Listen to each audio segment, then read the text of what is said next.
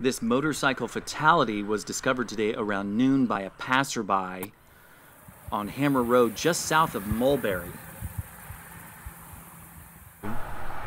I'm Shannon Becker, Joplin News First, powered by 4State's homepage.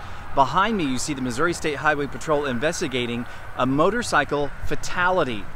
We're on Hammer Road, which runs right here at this curve at I-49. Joplin News First arrived on the scene shortly before 1 o'clock, and Missouri State Highway Patrol were taking a look at the 2009 Yamaha motorcycle driven by the late Richard Clemens, 52, of Wyandotte. He was traveling north on Hammer Road and failed to negotiate that curve there and then was ejected from the bike. Only moderate damage to the motorcycle, and here you can see a Newton County coroner, Dale Owens, had arrived by then.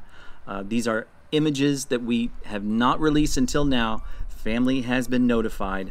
Wanted to let you know, though, how moderately damaged that motorcycle was. Also, Missouri State Highway Patrol and Dale Owens, Newton County coroner, say the actual date and time of the crash is unknown.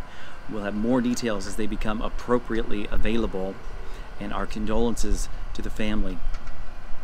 I know Mr. Clemens was also a Joplin resident for many, many years as well. I had many mutual friends with him. I'm Shannon Becker, Joplin News First. Remember, if it's important to you, it's important to us, and that's why we're here.